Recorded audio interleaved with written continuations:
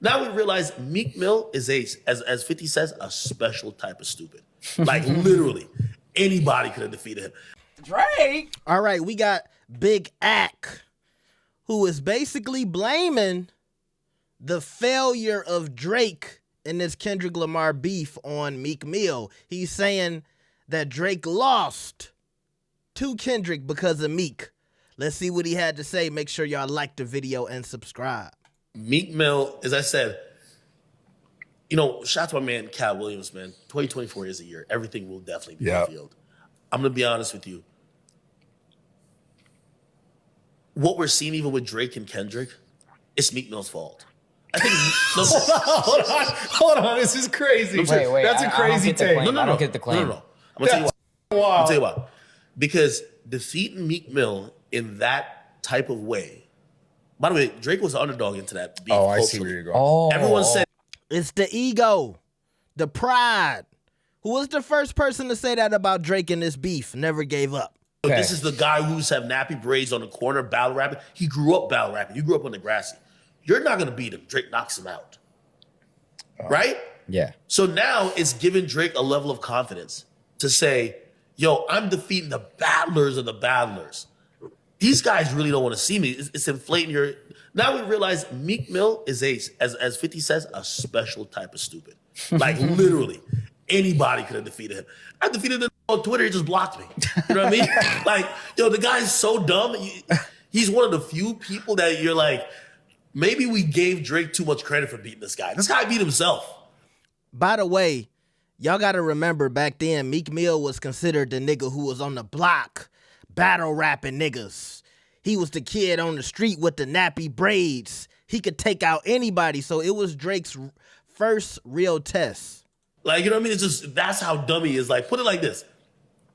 And I even thought about it. If I was Meek Mill, there's a possibility if you take, like, Meek Mill has a remedial, like, slower person's brain. If you put an actual 9-year-old, you know what I mean, able-bodied kid brain in there, he might have beaten Drake. Think about this. Let's rewrite a little bit of history. Think about this. I'm not bullshitting. I don't even remember what Meek Mill's diss track was on Drake called. Do you remember? It was like War or some shit. War Paint? Yeah, War Paint. Okay. How does Drake lose to Pusha? Pusha reveals he has a kid. Yeah. So a big reveal that's shocking could end it. Cool. What does Drake... What's the biggest reveal of all time, and especially in that time, 2015? He doesn't write his lyrics. You know what Meek could have done? It was just a remedial error. Instead of tweeting it out, which by the way, I interviewed like his best friend. His best friend described how this happened. Nicki Minaj left him at a store and they're riding pedal bikes in Miami Beach back to the hotel. And while on the bike, he's typing up the tweet on his phone. And his friends don't even know he's so mad at Drake, he's like sending all of those tweets. Like, he don't write his rhymes and there. If Meek Mill only revealed, just like how Kendrick tried to reveal, you have a child on the record, just like Pusha T revealed on the record, you have a child. If he doesn't tweet out 3 weeks before we hear a song from him, you don't write your raps, and we hear it for the very first time with the reference tracks on a record, we might be so mind blown, we would give him credit for the song being good, even if it wasn't. Yeah. That's a fact. I forget about that all the time. This nigga Meek did fuck up his own diss tracks. The nigga dropped too early. It was like, yeah, you were supposed to put that on the track, nigga. True. Like, that's an expose. Except was just tweeting at all of his ammo. Like, he shot the ammo in the pregame. Mm-hmm. The game came in and felt like, all right, you got some more? It was just like, nah, that was it. Like, I told y'all, like, in the weigh-in, like, that was all I had.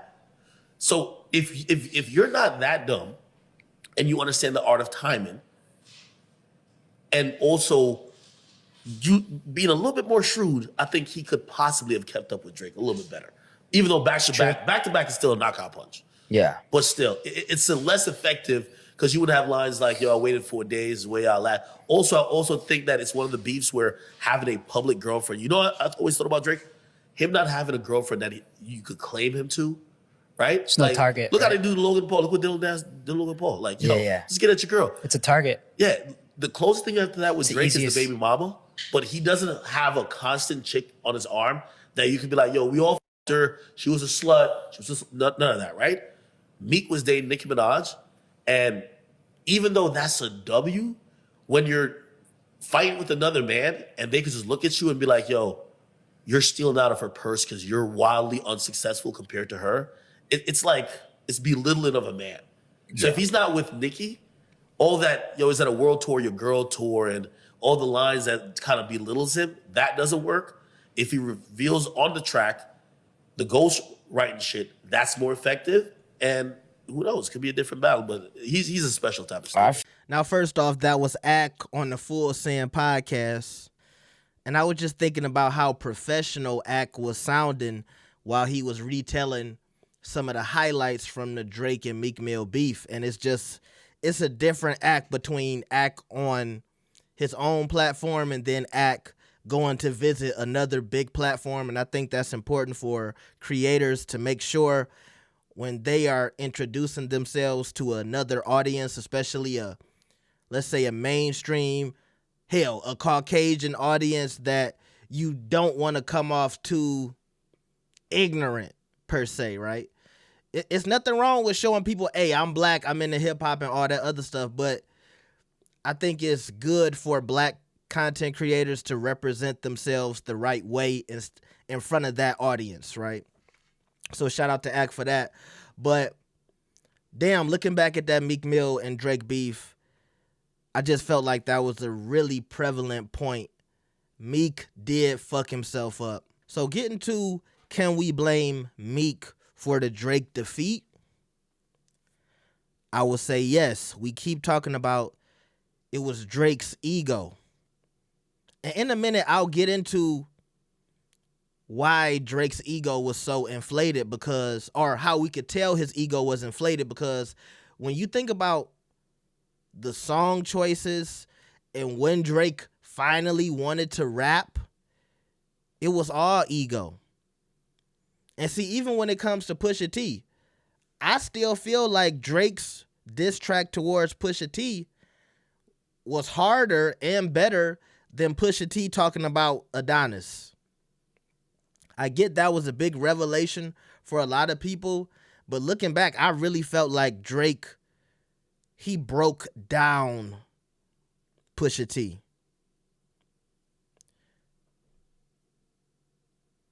Also, we could have a conversation about, you could say you think Kendrick raps better than Drake. I would say Drake is capable of rapping at a certain level, but I don't know if he works as fast as Kendrick, and I don't know if he's as consistent as Kendrick when it comes to bar for bar. Because when I think about some of Drake's greatest verses, we can't put a time limit on or a clock on how long it took him to write those verses. Because I do think Kendrick took a week to respond to, those two diss tracks that Drake put out, but he was writing, and to come up with a lot of this stuff, in a week, that was still pretty fast.